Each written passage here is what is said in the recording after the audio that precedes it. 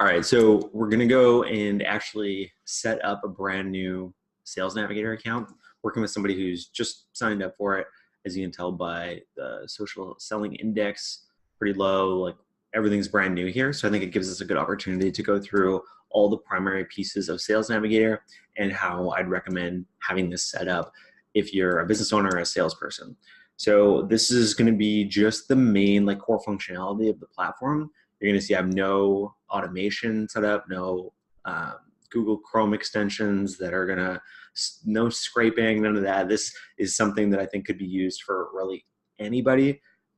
Because of that, you don't necessarily have to be doing high volume outreach, but just it's good practice to be having these things set up so that you're engaging with your target audience, your prospects, and your customers. So the three things we're going to go through that I think are crucial to have set up if you're going to bother paying for Sales Navigator are the sales preferences. So this is going to go through onto your mobile as well, and just help you use Sales Navigator on your phone. So sales preferences, the saved searches, I think is going to be so important. If you don't have saved searches set up, you're probably wasting your money by having Sales Navigator. And then the difference between lists and so saved leads and tags. And I think that those two things at the end there, save searches and the difference between leads and tags, it's going to really save you from getting your account all jacked up and having, because they make it pretty easy to save hundreds of people with different tags. But you're going to find that if you go ahead and do that, it's not going to be really that useful for you down the road. So again, those are the three things we're going to cover. That's really the core functionality, your sales preferences, and then it's going to make finding your prospects really easy. Save searches is going to make it even easier and time relevant, so that if you watch any of my other videos, I'm a huge proponent of the idea of adding context, as much context wherever you can when you're reaching out to people. And then the last thing is leads, saving lists, and tagging people, and how you can use that really effectively, because they don't really give you any guidance. They show you how you can, but that's about it. So the sales preferences thing, we're going to kick off there. I like to give you the analogy that is basically, if sales preferences is the same thing as the idea of going into a close and a sales negotiation, losing that deal, and then trying to figure out how to be a better closer. Really, the sales preferences is not ever going to be your problem. It's identifying your ideal customer profile. So to not understand your customer is, again, to waste your money on Sales Navigator, because if you're trying to filter out to a whole bunch of different target markets, it's really not going to add as much value for you as if you were to just focus on one very specific niche. So you can see her name is Audrey. She went in and actually started figuring this out a little bit. And I'm just going to filter this out a little bit more than what she did. So we're already way ahead of the game by being specific to one area. So she lives in the Bay Area, which is great, and works with design companies for context marketing agency that's working with design companies. And for the record, I think this is going to be especially relevant to design marketing companies as well as software businesses. You can probably use it for any company that's doing prospecting, but those are the most relevant for our world. So what you really want to do here is, before you go and just arbitrarily pick this out, you not only want to find your ideal customer profile, but you want to go back to the last people that you've had conversations with and click through their profile and see where they fit. So there's a few here that I went through that were just good leads. They had responded favorably to her messaging. So I'm just this is literally what I would recommend doing, is just going through, clicking through, see there's only one employee listed at that company, 2 to 10 at that company. Doesn't look like this company has a company page at all. So I'm gonna skip ahead through this process. I'm not gonna go and click through everything, but you can imagine, I'm just noticing other people that had good conversations with her. See, she doesn't have a company page either.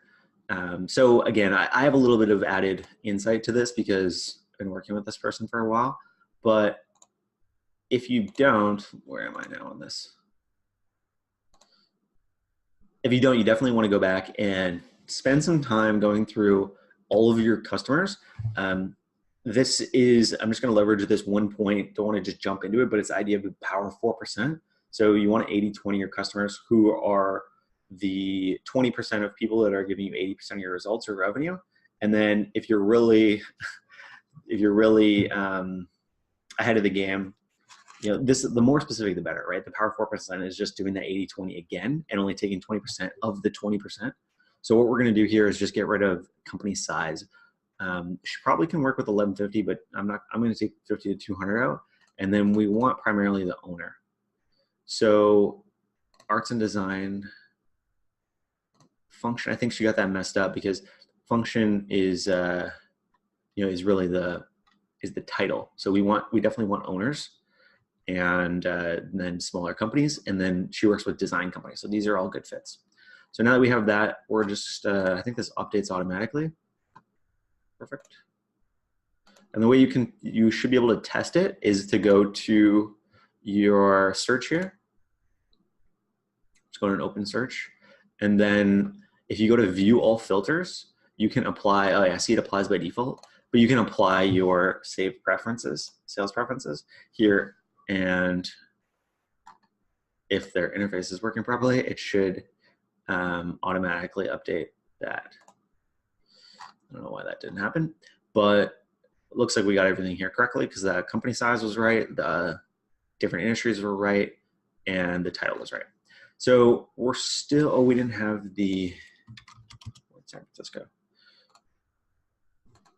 So this is one of those examples that more is definitely not better. You don't want, in fact, I would say you don't want, the 6,000 isn't bad, but I would say you want less than that.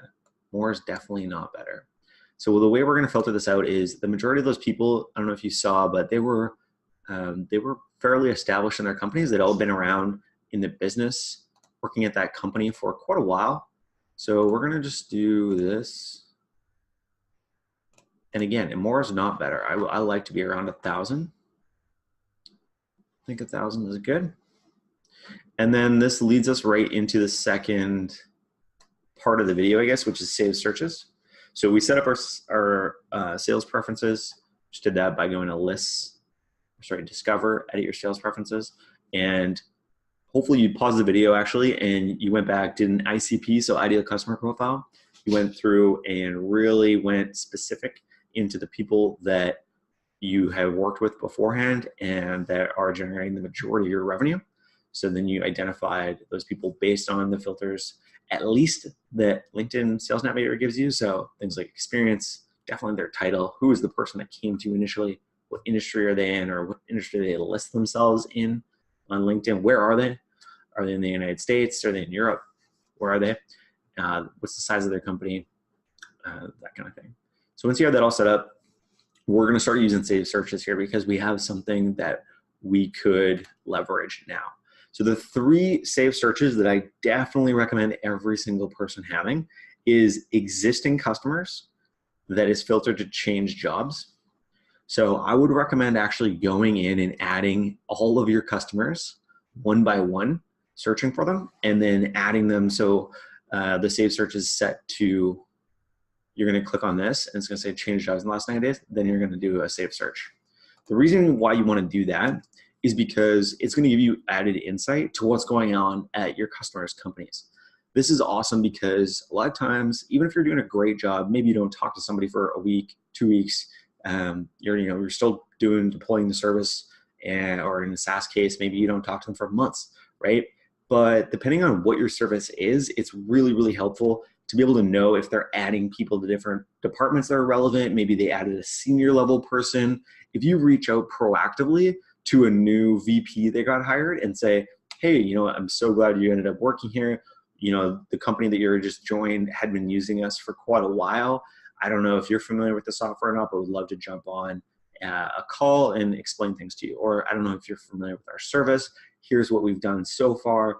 This is what our plan was. Make sure, I want to make sure this aligns with where you're going. If not, let's just talk about it ahead of time. That conversation will take you really, really far.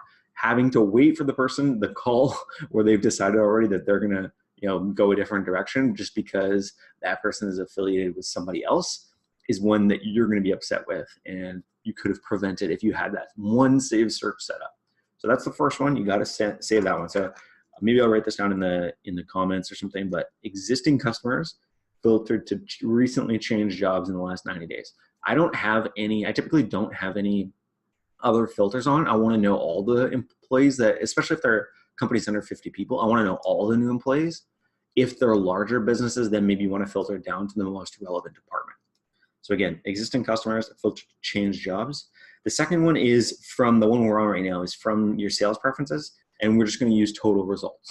So this total results here is where we're just going to build her first save search. So this is just going to be, ideal customers. And then she's going to get an email every week. You can set that up to daily. But yeah, that's how easy it is to set up your save searches. And if you don't have it, it's just added insight that you're kind of throwing out the window, because now when new people fit this criteria, then she's going to get an email, which is awesome because they are her exact criteria. And because we're so specific with it, you can have something that's templated set up and then just personalize it from there. But again, this is not about messaging or automation. This is just kind of default core functionality from the program. Okay, so we have 2 save searches set up. The ideal customer profile, which we just did. And again, I recommend trying to be at about 1,000 people. If you're way above that, use experience as a differentiator here, or time at company. This is just more established people, and the people that she's working with right now seem to be design agencies, architecture firms that have been around for a long time. They just have yet to start moving to digital in terms of their own marketing. So it's a perfect fit. So we have a lot of great success with that market. Okay, the third save search you want to do is this one that I think is awesome. It's another proactive one, kind of a sneaky one that I only recently started looking at, but it's a saved search where you're actually reaching out to people in your target market that are just joining. So it's a different message. This is the main reason why you want to have this set up differently. So the difference here is that it became a member, and I like this 15 to 30 days one. You can go a little bit sooner if you want, but a lot of times people, even if big things happen in their daily workflow, they need some time to adjust. So I'm going to use 15 to 30 days. And what this is going to allow me to do is set up, ultimately we want to add a messaging piece to these people. So when they're joining our save search, or when we're getting the email that they just joined, rather than having to go in and DM each one, we can set it up so that they're going to get somewhat of a templated message that we can customize. But in this case, it's different than what we would have been reaching out to our old save search with, if you know what I mean. So this could be, just want to make sure that there's actually going to be people filling in this search. Oh, the other thing sometimes is if you're over 1,000, you can use design or like a keyword to really get your search narrowed down. I may go back and add one of those for her, but maybe not. A lot of people are still coming around to the idea of filling out keywords and descriptions in their profile, so it's hard to, what happens is if you put keyword here, it's only going to show up people that have design in their company title. In this case, let me just try a couple things here. I don't want to see. Yeah. Okay, so these are going to be newer agencies. Not always. Yeah. See, sometimes they've been at their company for a longer period of time, but the idea is that they're just joining LinkedIn. So if possible, you want to have kind of at least 2 scenarios where you're being proactive in your outreach. So the first one we had set up was, sales preferences. They're now part of our ideal customer. So this is just a brand new, like the company, either they set up their profile or they are now over like a single person. They hired multiple people, or they've changed their, they've updated something about their profile to now fall into who we want to contact. And this other save search is more along the lines of, okay, they are just setting up their profile and they just joined LinkedIn. So maybe let's reach out to them with some, especially if your business has anything to do with innovation and bringing your personal brand online. Anybody that's just joining LinkedIn, that's a really great filter too, because you can see that they obviously just joined and reach out with some hopefully helpful advice. So the other thing is, if that's not relevant to you, what you can do at slightly larger companies is use a saved search on the account basis. So this is the other one that I would suggest, is use similar filters, but then the other, like, I guess, trigger, because these are static, right? The idea of your ideal customer profile is pretty much static, but the trigger that changes is total headcount, total company headcount. So I would, again, depending on how big your company is and who you're targeting, I would target obviously companies that are growing, right? So you want to, in this case, let's just say these ones are growing 20%. And well, the point is, as you continue to grow, like once you set this up initially, you're going to iterate on this every time somebody falls in here that doesn't make sense. So Allbirds doesn't really make sense. In her case, I'm not going to pull out apparel and fashion for her right now, because it sounds like she sometimes wants to work with those people. But if I was her and I was being really adamant about this, I know that she, based on what the customers she's taken on already, I would say like architecture and planning, design, and maybe arts. Like these, I would just be real specific with it, you know? So like every time I see somebody that falls in there that doesn't match my criteria, I would just update my sales preferences. So just to recap the three things, and I added that last one just for other people because I think that's relevant to a lot more companies, but the three things that you definitely want to have set up for saved searches is a list of your existing customers. So this is relevant whether you're an owner, a salesperson, customer success. You want to know what's going on inside those businesses, especially if you don't talk to them on a daily basis. It gives you the ability to proactively reach out and make sure that you have longevity as a client-customer relationship there. The second one is your sales preferences. You want to really be specific about identifying your ideal customer profile and then translate that as specifically as possible to the filters that LinkedIn provides. So if you're not able to get your list down to the sub 5,3, 1,000 range, you definitely want to try using experience, the time somebody spent at a specific company, their total experience, to make sure that either you're targeting brand new companies, more established ones, or using keywords. And hopefully between that and what everything else they have, that'll get you down there. And then the other big one for everybody else is, if you're targeting larger companies, what is the department that is most relevant? So, if you're an HR company, maybe it's just total company. If you're training, maybe it's the sales team growth. If you're, I think this applies to pretty much everyone. If you're selling dev tools, maybe it's the engineering team's growing. If you're a recruiter, maybe it's total company headcount. That trigger, I think, is really, really relevant.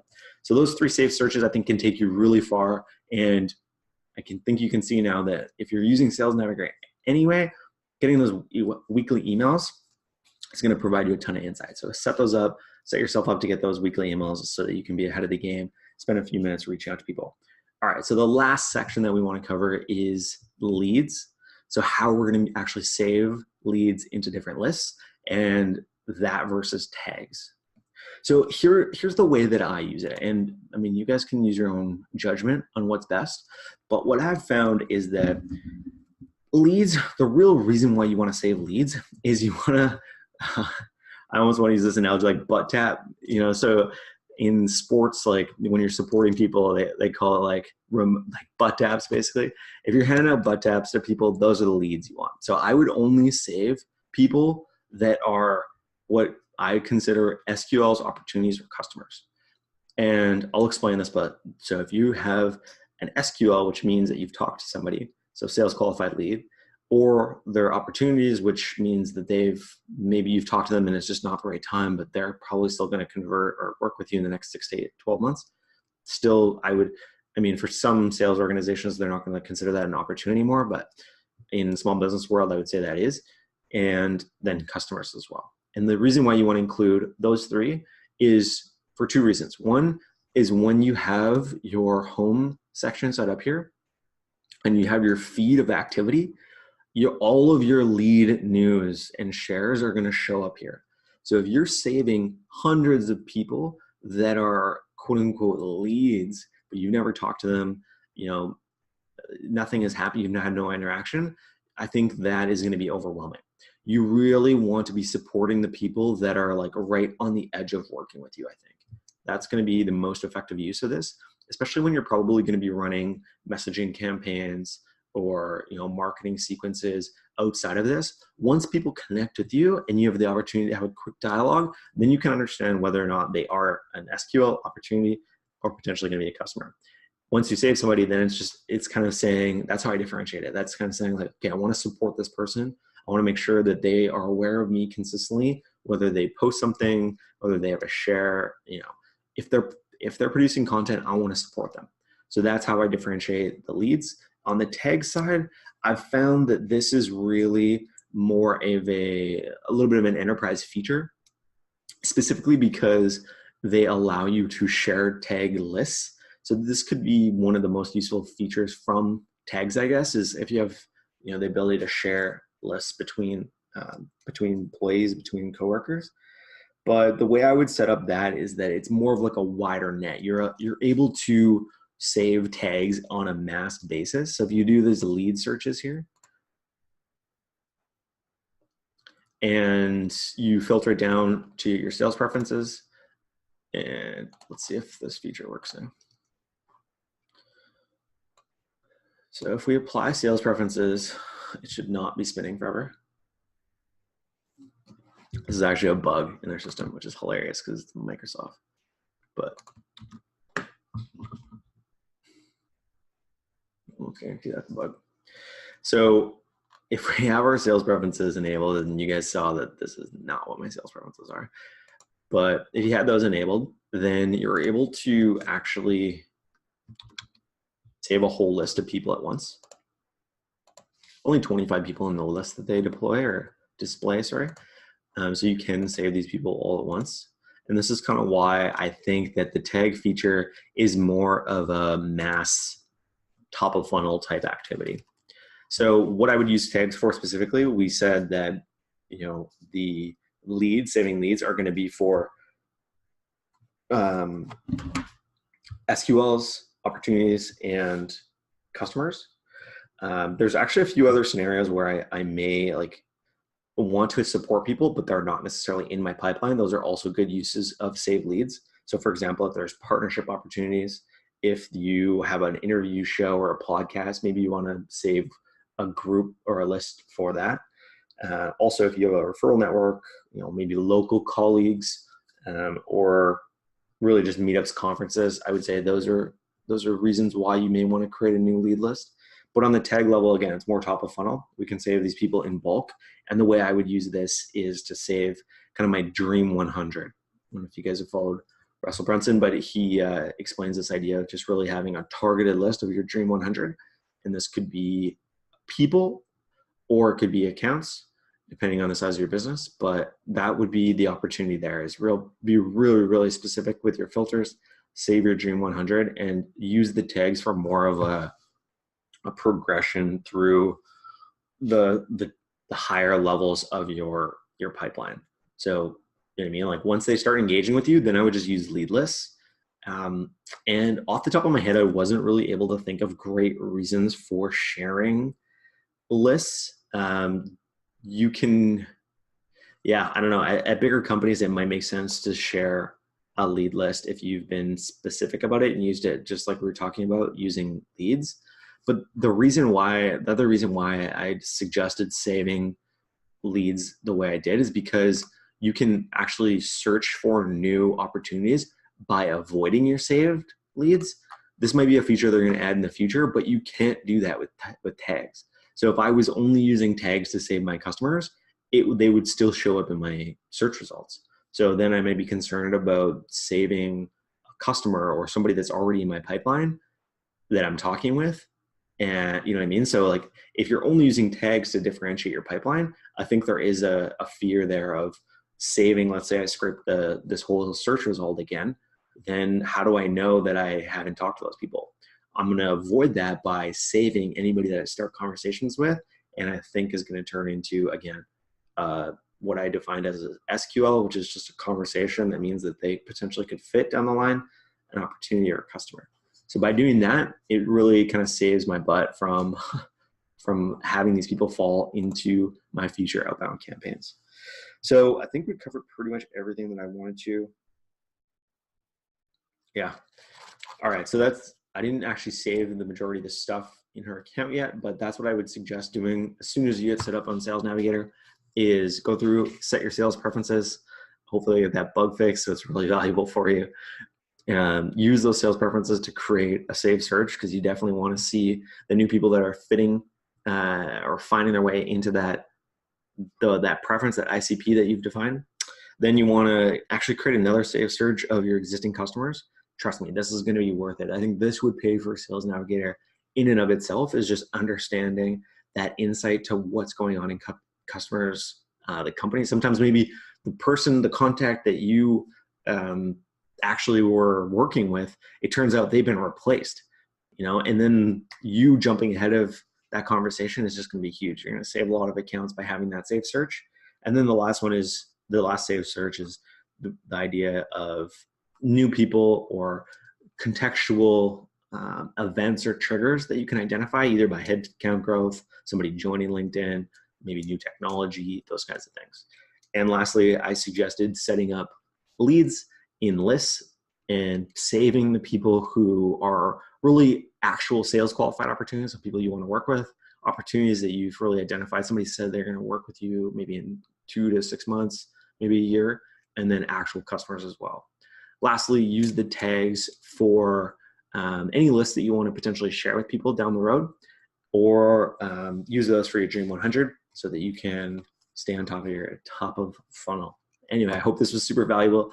And if you guys are paying for Sales Navigator, I really encourage you to be setting up those saved searches, because I think it's a gold mine there that a lot of people aren't using. Anyway, have a good day. Cheers.